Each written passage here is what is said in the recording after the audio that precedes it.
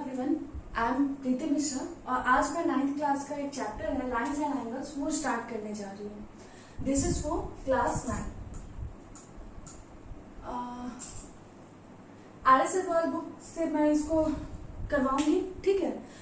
तो सबसे पहले लाइंस एंड एंगल्स पढ़ने से पहले थोड़ा सा समझ लेते हैं और लाइंस होता क्या है, एंगल्स क्या होता है। आई थिंक सबको पता होगा लाइंस और एंगल्स क्लियर है। तो ये क्या है, दिस इज कॉल्ड लाइन। अब लाइन की अगर हम बात कर रहे हैं तो इसको हम दोनों साइड में आगे एक्सपेंड कर सकते हैं। हाँ, अगर हमें जरूरत हो तो हम इसको इनफाइनाइट तक एक्सपेंड कर सकते हैं। और इसके साथ एक टर्म आता है रे। रे क्या होता है, जिसे बस एक साइड हम एक्सपेंड कर सकते हैं। एक पॉइंट जो होता है वो फिक्स होता है, एक एंड जो होता है एंड पॉइंट वो फिक्स होता है। तो अगर हम दो रेज को इस तरह से रखें कि उन दोनों का ये फिक्स पॉइंट जो है वो सेम पॉइंट पे लाई करे तो क्या फॉर्म होता है, एक एंगल फॉर्म होता है। This is called an angle. समझ में आया? एंगल कैसे फॉर्म होता है, दो रेज को कनेक्ट करने पे हमें एंगल मिलता है, बट दोनों का जो इनिशियल पॉइंट है वो सेम पॉइंट पे लाई करना चाहिए। इसको हम क्या कहते हैं, वर्टेक्स कहते हैं, ठीक है। तो रेज के हेल्प से क्या बनता है, एंगल्स बनते हैं। अब एंगल्स में कुछ चीजें हम जो हमें पहले से पता है बट फिर भी एक बार उसको रिमाइंड करवाना जरूरी होता है। तो कुछ चीजें हम देखते हैं, ठीक है। एंगल को हम मेजर कैसे करते हैं, एंगल्स को हम मेजर करते हैं डिग्री में। अभी 9th स्टैंडर्ड में हमें बस यही पता है कि एंगल को मेजर करते हैं हम डिग्री में। और suppose this is the starting point, यहां से हमने अगर एंगल मेजर करना स्टार्ट किया तो ये हमेशा कहा जाता है एंटी क्लॉकवाइज डायरेक्शन में हम इसको मेजर करते हैं। अगर हम क्लॉकवाइज डायरेक्शन में मेजर करें तो एंगल जो होता है वो नेगेटिव में आता है, बट ये अभी हमारे सिलेबस में नहीं है।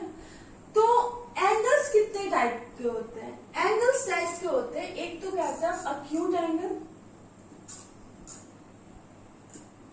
एक हो गया राइट एंगल, एक हो गया ऑब्ट्यूज एंगल। इसके अलावा होता है रिफ्लेक्स एंगल और एक होता है कंप्लीट एंगल। चलिए वो भी थोड़ा सा देख लेते हैं। रिफ्लेक्स एंगल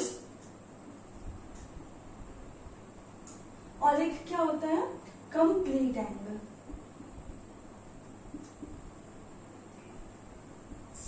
अब ये होता क्या है, अक्यूट एंगल क्या होता है, जब हम इसको मेजर करते हैं। Suppose AOB is an angle और हम अगर इसको मेजर करें तो इसकी वैल्यू सपोज कर लो ये है x और x की वैल्यू जो है वो 0 से 90 डिग्री के बीच आए, ठीक है। 0 से 90 डिग्री के बीच आए तो इसको हम कौन सा एंगल कहेंगे, अक्यूट एंगल कहेंगे, ठीक है। सबको पता होगा I think. Right angle, when angle is equal to 90 degree, जब ये 90 डिग्री का होगा तो कौन सा एंगल फॉर्म होता है, राइट एंगल फॉर्म होता है। ऑब्ट्यूज एंगल क्या होता है, जब ये मोर देन 90 डिग्री का है, ठीक है। बट याद रखना यहाँ पर x कितने डिग्री का होता है, 90 डिग्री का होता है। यहाँ मैंने कहा more than 90 degree, but remember more than 90 degree लेकिन लेस देन क्या होना चाहिए, 180 डिग्री होना चाहिए, ठीक है। 90 डिग्री से ज्यादा तो लेंगे बट ये क्या होगा, 180 डिग्री से लेस होना चाहिए, ठीक है। अब आप बोलोगे अगर 180 डिग्री के इक्वल हो गया तो कौन सा एंगल होगा, अगर 180 डिग्री के इक्वल हो गया तो उसको हम कौन सा एंगल कहते हैं, स्ट्रेट एंगल कहते हैं, ठीक है। स्ट्रेट एंगल क्या होता है, एक एंगल होता है जो कि 180 डिग्री के इक्वल हो गया तो इसको हम कौन सा एंगल कहेंगे, स्ट्रेट एंगल कहेंगे। रिफ्लेक्स एंगल कौन सा होता है, सपोज करो ये एक एंगल है AOB, ये एक एंगल है, ठीक है। तो यहां पर प्रॉब्लम ये है कि we are talking about this angle, not about this angle. इसकी बात नहीं कर रहे हैं, हम इस टोटल एंगल की बात कर रहे हैं। अगर इस एंगल की बात कर रहे हैं तो इसको हम क्या कहेंगे, इसको हम कहेंगे रिफ्लेक्स एंगल AOB। मतलब हमने ऑपोजिट डायरेक्शन में लिया है, ठीक है। सिंपली अगर आपको ये एंगल रहता है तो हमें पता है कि हमें ये एंगल लेना है, लेकिन जब हम इस लार्जर पार्ट की बात करते हैं तो इसको हम रिफ्लेक्स एंगल कहते हैं। ठीक है, कंप्लीट एंगल क्या हुआ, जिस पॉइंट से स्टार्ट हुआ उसी पॉइंट पर अगर ये आकर वापस से एंड हो जाए तो इसको हम कहते हैं कंप्लीट एंगल। ये कितने डिग्री का होता है, 360 डिग्री का होता है। आई थिंक ये आप सबको पता होगा, बस एक बार मैंने रिमाइंड करवा दिया कि आपको याद रहना चाहिए कि एंगल्स कौन कौन से होते हैं। अब एक और एंगल्स होते हैं जिसमें कि बच्चे सबसे ज्यादा कंफ्यूज होते हैं। हाँ,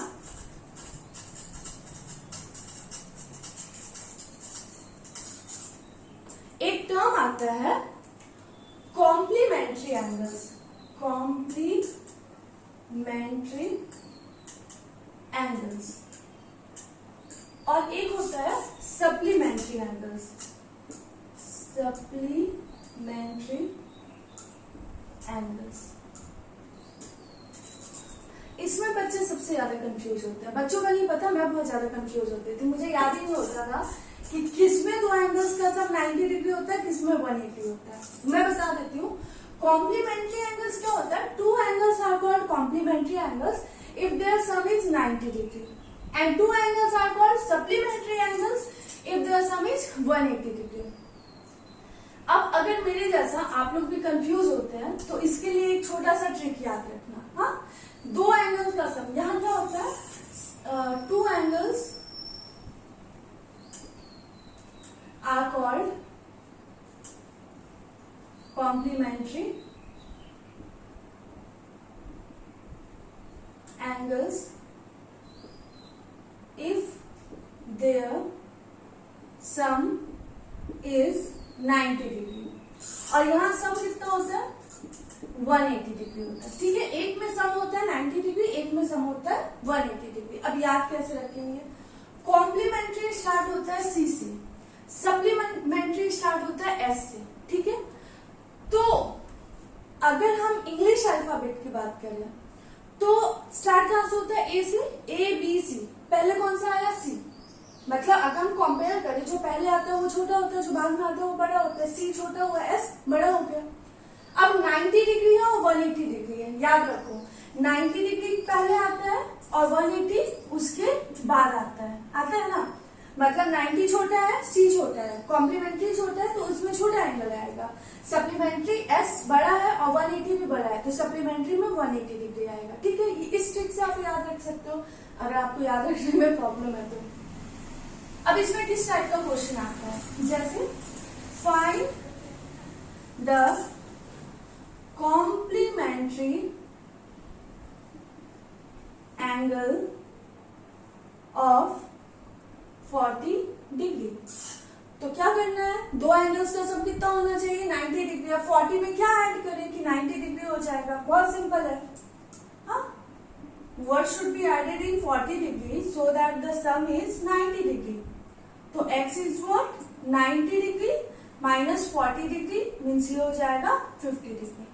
ठीक है, बहुत सिंपल है। या कुछ वर्ड प्रॉब्लम हो जाएगा, वर्ड प्रॉब्लम आ जाएगा, find two supplementary angles which are equal to each other. दो ऐसा सप्लीमेंट्री एंगल्स फाइंड करो जो कि एक दूसरे के इक्वल हो। हाँ, तो सपोज करेंगे क्या हो जाएगा, दोनों का सम 180 होगा तो 180 को टू इक्वल पार्ट्स में डिवाइड करो, 90 हो जाएगा। कॉम्प्लीमेंट्री और सप्लीमेंट्री से ऐसे ही सिंपल से क्वेश्चंस आते हैं, इसमें कुछ खास नहीं है।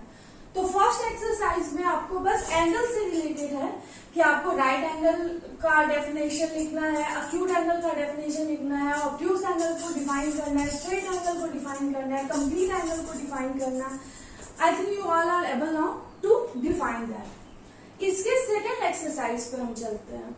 इसके सेकेंड एक्सरसाइज पे कुछ टर्म्स आते हैं, उन टर्म्स को क्या कहते हैं, एक होता है लीनियर पेयर और एक होता है क्या, वर्टिकली ऑपोजिट एंगल्स। ये भी बहुत सिंपल है। लीनियर पेयर में आपको बहुत प्यार से आराम से नजर आ रहा होगा कि यहाँ पे एक लाइन है। हाँ, और पेयर मीन्स क्या होता है, दो। ठीक है, तो सिंपली हम लीनियर पेयर क्या कहेंगे कि पेयर में होना चाहिए। ये एक लाइन हो गया, suppose A O B is a line.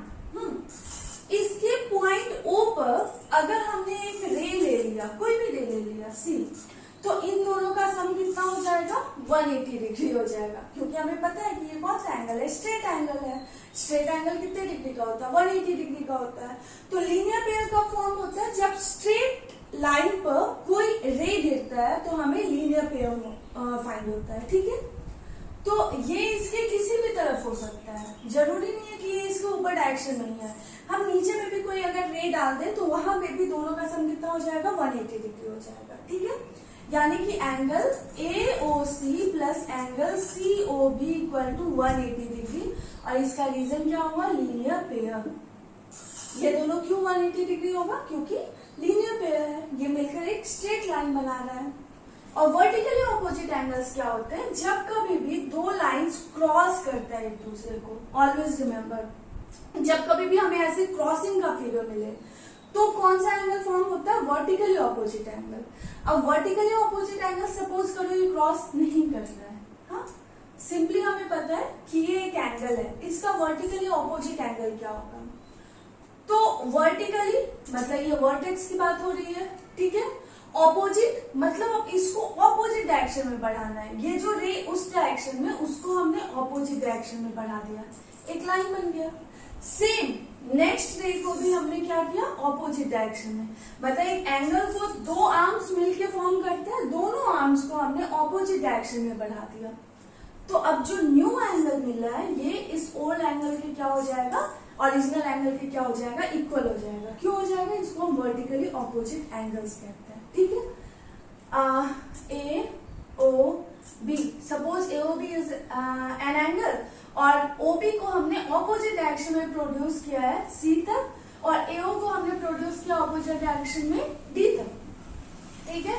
तो न्यू एंगल फॉर्म हुआ COD, तो AOB एंगल COD के क्या हो जाएगा, इक्वल हो जाएगा। और रीजन हम क्या लिखेंगे, वर्टिकली ऑपोजिट एंगल्स लिखेंगे, ठीक है। आई थिंक ये दोनों के दोनों पॉइंट्स आप लोगों के एकदम अच्छे से क्लियर हो गए होंगे कि लीनियर पेयर क्या होता है, वर्टिकली ऑपोजिट एंगल्स क्या होता है। लाइन्स एंड एंगल्स में फर्स्ट एक्सरसाइज बहुत सिंपल सा था, सेकंड एक्सरसाइज में हमें बस इन दो टर्म्स को यूज करना और पूरे के पूरे एक्सरसाइज को सॉल्व करना है। चलिए अब एक्सरसाइज पे चलते हैं, देखते हैं इन टर्म्स को लेकर हम कैसे एक्सरसाइज को सॉल्व कर सकते हैं।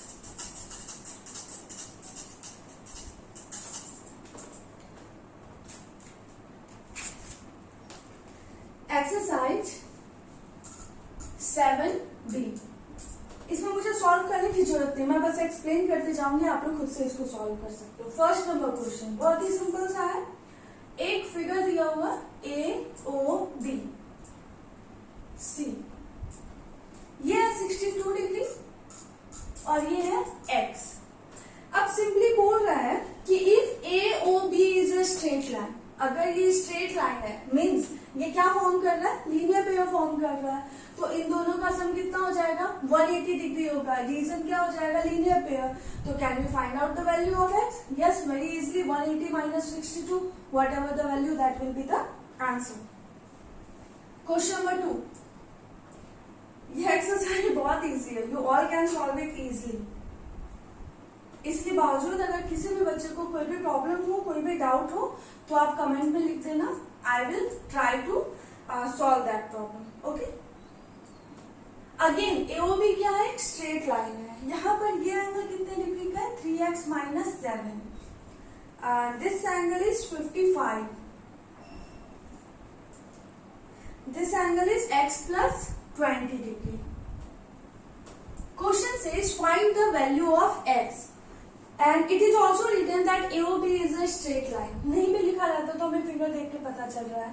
तो एक क्वेश्चन में सॉल्व करके बताओ कि लिखना कैसे। We have to write since AOB is a straight line। अब स्ट्रेट लाइन है मीन्स कौन सा एंगल फॉर्म करेगा, स्ट्रेट एंगल फॉर्म करेगा। तो so 3x minus 7 plus 55 degree और plus x plus 20 degree is equal to 180 degree. Reason straight angle, ठीक है, लीनियर पेयर फॉर्म कर रहा है। अब यहाँ पर देखो 3x और प्लस x, 3x भी पॉजिटिव है, x भी पॉजिटिव है। याद रखना सेम साइन में हम ऐड करते हैं, ऑपोजिट साइन में हम सब्ट्रैक्ट करते हैं। दोनों का साइन सेम है तो we have to add it 4x। अब यहाँ देखो 55 और प्लस 20 सेम साइन है, इट विल बी 75। और 75 माइनस 7 कितना हो जाएगा 68 आई थिंक ना, 68 डिग्री। कैलकुलेशन में कहीं मिस्टेक हो तो आप लोग अपना सॉल्व कर लेना, प्लस माइनस में मेरे से मिस्टेक्स हो जाते हैं। अब यहाँ पर देखो 4x 180 डिग्री और माइनस 68 डिग्री हो गया, प्लस 68 उस साइड गया, माइनस 68 हो गया, तो x equal to what 180 minus 68 अगर हम करेंगे तो इट विल बी 112 112 अपॉन 4, 4 2 जा 8, 8 4 जा 32, x is equal to 28 degree. So x is equal to 28 degree. Now question says find angle AOC and angle BOD. We have to find out the value of x. After that question says find angle AOC and angle BOD. हमें इन दोनों की values को find करना है। AOC क्या है 3x minus 7 degree means 3 into 28 degree minus 7. BODMAS rule को भूलना नहीं है, पहले मल्टीप्लाई करना उसके बाद जाके आप सब्ट्रैक्ट करोगे। Angle BOD x plus 20 means 28 degree plus 20 degree, add it we will get the answer. अब क्वेश्चन नंबर 4 देखो क्या बोल रहा है। क्वेश्चन नंबर 4 में again X O Y is a straight line. एक स्ट्रेट लाइन है तो लीनियर पेयर बनाएगा। यहाँ पर there are two rays P and Q and angles are x degree, y degree and z degree.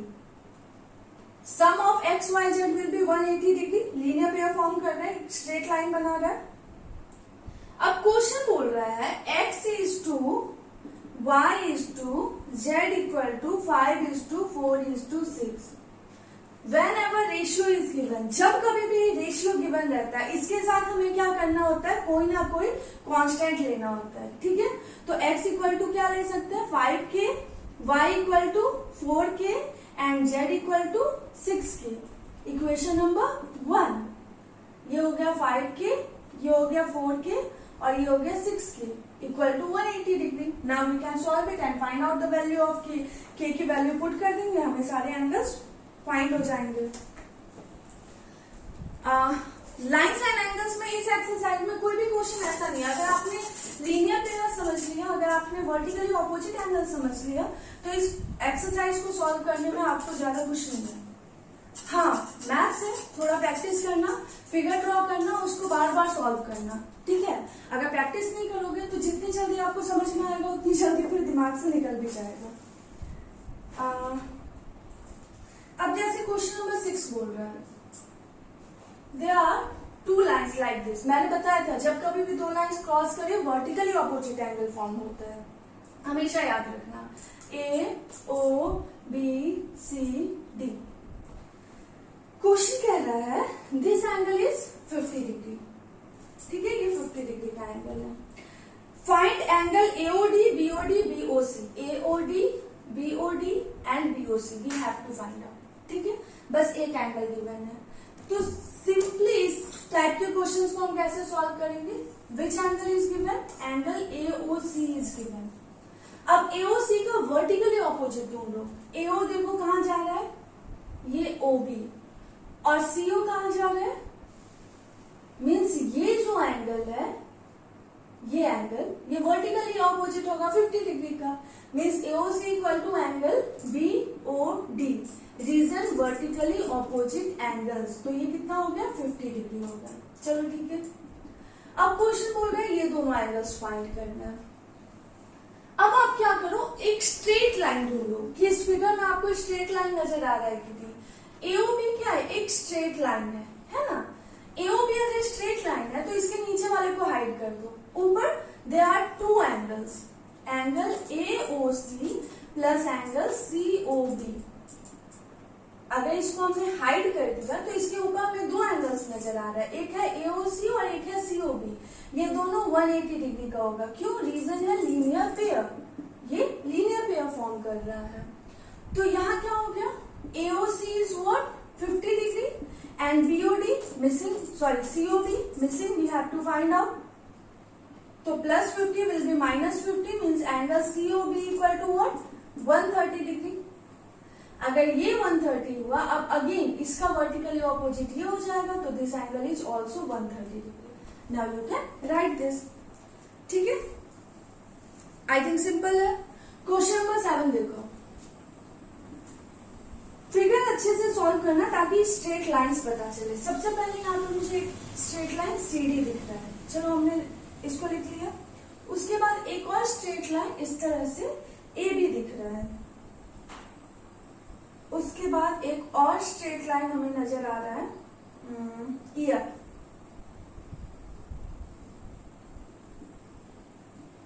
Like this. ये angle है 90 degree, BOD 90 degree. उसके बाद है ये Y, Z, T, X 50। ठीक है, इतने सारे एंगल्स देखकर बच्चे कंफ्यूज कि ये क्वेश्चन तो हमसे नहीं हो सकता। हाँ, क्योंकि बहुत सारे एंगल्स दिए हुए हैं इसमें। बट आप देखो कि इससे सिंपल कुछ हो ही नहीं सकता। आप सबसे पहले पकड़ो कि कौन सा एंगल दिया हुआ है। ये एंगल दिया हुआ, ठीक है ना, इसके रेस को ऑपोजिट डायरेक्शन में बढ़ाओ। ये हुआ, दूसरे रे को बढ़ाओ, तो एंगल कौन सा मिला COE। COE किसके इक्वल हो गया, एंगल DOF के, यानी 50 डिग्री के। Reason vertically opposite angle. Simply Z क्या आ गया 50 डिग्री। ठीक है, Z आपका आ गया 50 डिग्री। जस्ट लाइक दिस, ये 90 डिग्री है, इसका वर्टिकली ऑपोजिट ये हो जाएगा, तो T कितना हो गया 90 डिग्री हो गया। ये भी बहुत सिंपल है। अब आपको X और Y एक दूसरे का वर्टिकली ऑपोजिट है और X और Y दोनों की वैल्यू हमें नहीं पता है, तो क्या करेंगे, किसी भी एक लाइन को पकड़ते हैं हम।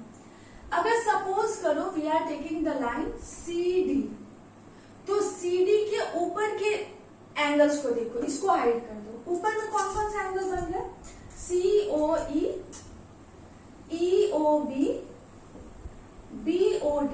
इन तीनों का सम कितना हो जाएगा 180 डिग्री। वाई, स्ट्रेट एंगल है, ठीक है, स्ट्रेट एंगल फॉर्म कर रहा है। इसकी वैल्यू पुट करो, COE कितना है 50 degree plus EOB Y plus 90 degree equal to 180 degree. तो Y कितना हो गया 180 माइनस 140 मीन्स 40 डिग्री। Y हो गया आपका 40 और Y का वर्टिकली ऑपोजिट, तो X भी हो जाएगा आपका 40 डिग्री। ठीक है, क्लियर है। तो अगर फिगर थोड़ा कॉम्प्लिकेटेड हो, इसका मतलब उसका सॉल्यूशन जो है वो ज्यादा इजी होने वाला है, ये याद रखना। हाँ, लाइंस एंड एंगल्स में, इनफैक्ट इस पोर्शन में ट्रायंगल्स की बात कर ले, सर्कल की बात कर ले, क्वाड्रिलेटरल की बात कर ले, अगर फिगर गिवन है इट मीन्स वो सबसे सिंपल क्वेश्चन है।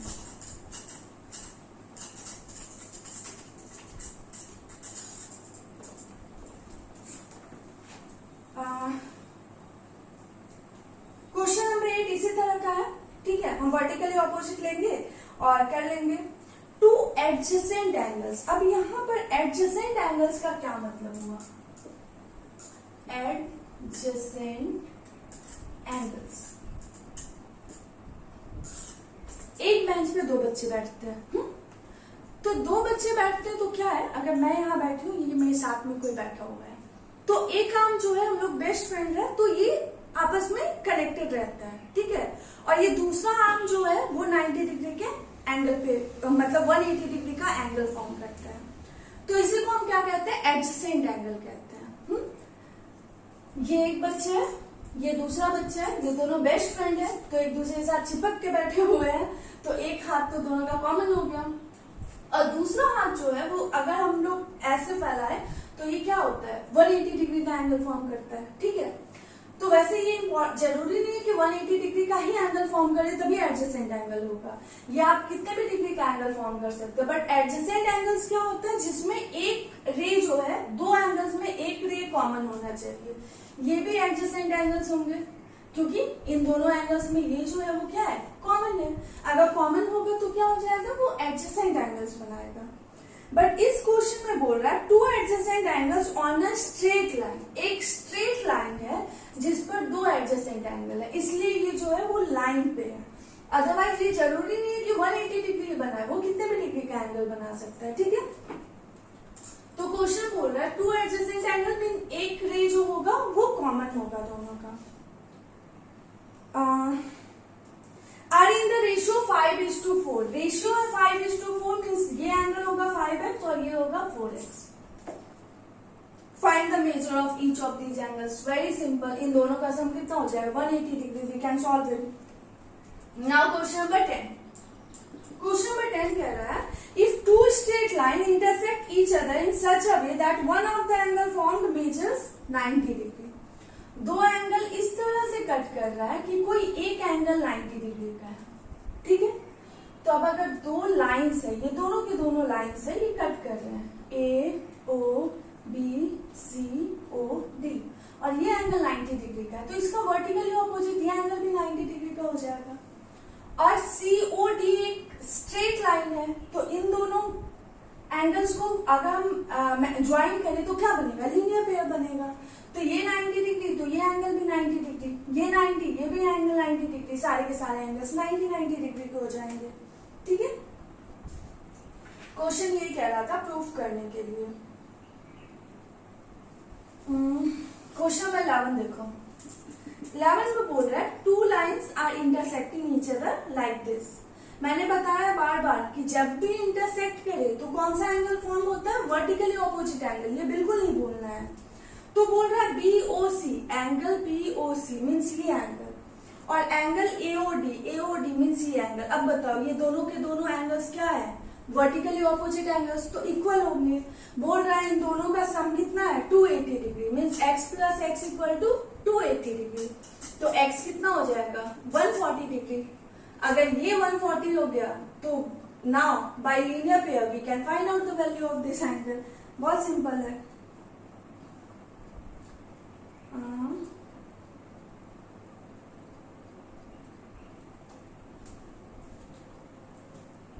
अब एक क्वेश्चन नंबर 15 में एक्सप्लेन कर देती हूँ, इसके अलावा एक्सरसाइज में कुछ है नहीं, you all can solve it. हाँ अगर नहीं हो तो मेरे से पूछ लेना।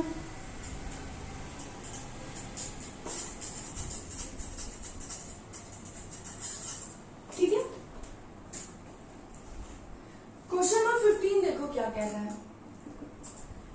If two straight lines intersect each other, दो लाइंस जो है वो एक दूसरे को क्या कर रहा है, इंटरसेक्ट कर रहा है। इंटरसेक्ट कर रहा है मीन्स याद रखना वर्टिकली ऑपोजिट एंगल फॉर्म कर रहा है, ठीक है। Then prove that the ray opposite to the bisector of one of the angles so formed. Bisector means जो इसको इक्वल पार्ट में डिवाइड करे। सपोज करो कि XO, let OX is the bisector of angle DOB। हमने suppose कर लिया OX इसका बाइसेक्टर है। रे ऑपोजिट, इसका अगर हम ऑपोजिट रे लेंगे, ठीक है, तो क्वेश्चन बोल रहा है कि ये बाइसेक्ट करेगा वर्टिकली ऑपोजिट एंगल को। हमें प्रूफ करना है कि ये जो है इस वर्टिकली ऑपोजिट एंगल्स को भी बाइसेक्ट करेगा, ठीक है। Means to prove that OY bisects angle AOC। बहुत सिंपल है, बस एक बात याद रखना कि अगर हम किसी भी, ये एक रे है, इसको अगर हमने प्रोड्यूस किया ऑपोजिट डायरेक्शन में तो एक स्ट्रेट लाइन फॉर्म होगा। ये कितने डिग्री का हो जाएगा 180 डिग्री का होगा, ठीक है। तो मतलब XOY हमने ऑपोजिट डायरेक्शन में प्रोड्यूस किया, तो याद रखना XOY क्या है, इज अ लाइन। दोनों रे है, एक दूसरे को ऑपोजिट किया तो एक लाइन बनाया है। तो आप सिंपली मेरे को एक बात बताओ, अगर ये एक लाइन बनाया है तो ये और ये क्या हो जाएगा, वर्टिकली ऑपोजिट एंगल्स हो जाएंगे। तो हम सपोज कर सकते हैं x और x, ये दोनों के दोनों x है, और ये दोनों कौन से एंगल्स होंगे, vertically opposite angles. We can suppose it y एंड y, ये दोनों भी वर्टिकली ऑपोजिट एंगल्स होंगे। अब क्वेश्चन क्या बोल रहा है, OX is the bisector of angle DOB। DOB का बाइसेक्टर है, यहाँ पे ध्यान देना। हम कैसे लिखेंगे, angle DOB AOX equal to angle YOC equal to X and angle BOX equal to angle AOY equal to Y. Equation 1 reason vertically opposite angles, ये हमने इक्वेशन 1 सपोज कर लिया। अब सिंपली एक बात बताओ, since OX is the bisector of OX किसका bisector है, यहां देखो OX बाइसेक्टर है एंगल BOD का। OX किसका बाइसेक्टर है, एंगल BOD का। तो सो X और Y ये दोनों के दोनों क्या हो जाएंगे, इक्वल हो जाएंगे। और किसके इक्वल होंगे, BOD के हाफ के इक्वल हो जाएंगे। समझ में आया? बाइसेक्टर क्या करता है, जो एंगल को दो इक्वल पार्ट में डिवाइड करे। इक्वल पार्ट में, अब एक बात बताओ, अगर एक लाइन है, ये लाइन 4 सेंटीमीटर का है, इसको हमने दो इक्वल पार्ट्स में डिवाइड करना है, तो 2 सेंटीमीटर का ही होगा ना, मतलब उसका हाफ। तो बस BOD का हाफ हो जाएगा ये दोनों का दोनों। अब मेरे को सिंपली एक बात बताओ, ये BOD का वर्टिकली ऑपोजिट एंगल क्या होगा, ये टोटल का, ये टोटल एंगल AOC हो जाएगा। तो BOD की जगह हम लोग लिख सकते हैं angle AOC/2 vertically opposite angles. हो गया वर्टिकली ऑपोजिट एंगल्स। और एक बात बताओ, ये X और Y तो हमने नीचे वाला लिया, X की जगह can we write YOC and Y की जगह can we write angle AOY। तो ये दोनों के दोनों एंगल्स फ्रॉम 1, इक्वेशन 1 को हमने यूज कर लिया। तो इट मीन्स क्या हुआ कि COY और AOY ये दोनों भी क्या हुए, ये AOC के हाफ हो गए। हाँ, तो हेंस अगर ये दोनों एंगल्स भी टोटल का हाफ है, मतलब कि OY बाइसेक्ट्स एंगल AOC। ये प्रूव करना था ना कि OY बाइसेक्टर है। बाइसेक्टर मतलब ये दोनों इक्वल पार्ट्स होंगे, और ये दोनों इक्वल पार्ट्स क्या होंगे, टोटल के हाफ हो जाएंगे। तो बस हमने लिख दिया कि हाँ ये टोटल का हाफ हो गया, इसलिए ये बाइसेक्टर हो गया। Is it clear? ना आई डोंट थिंक इस एक्सरसाइज में अब कुछ है। लास्ट क्वेश्चन आप लोग कर सकते हैं। क्या बोल रहा है कि दो एडजेसेंट सप्लीमेंट्री एंगल्स है। सप्लीमेंट्री एंगल अभी मैंने C और S का कॉन्सेप्ट बताया था। सप्लीमेंट्री एंगल मीन्स सम होना चाहिए 180 डिग्री। एडजेसेंट एंगल मीन्स ये दोनों का सम हो गया 180 डिग्री। अब बोल रहा है इसका बाइसेक्टर, तो ये X और ये भी X, इसका भी बाइसेक्टर, तो ये Y और ये भी Y। बोल रहा है कि ये दोनों बाइसेक्टर मिला के जो एंगल बनाएंगे ये कितने डिग्री का होगा, 90 डिग्री का। यानी प्रूफ करना है X + Y = 90 डिग्री। अब प्रूफ करना बहुत इजी है। ये क्या है, सप्लीमेंट्री एंगल, तो इन सब का सम कितना हो जाएगा, 180 डिग्री होगा। 2X + 2Y = 180 डिग्री, तो X + Y = 90 डिग्री। ठीक है। अब इसका नेक्स्ट एक्सरसाइज मैं नेक्स्ट क्लास में करवाऊंगी। आज के लिए इतना ही। लाइक, शेयर और सब्सक्राइब करना बिल्कुल नहीं भूलें। और इनफैक्ट जितने भी बच्चों को आप लोग जानते हो जो कि 9th स्टैंडर्ड में है, उनसे ये वीडियो जरूर से जरूर शेयर करिए। Thank you.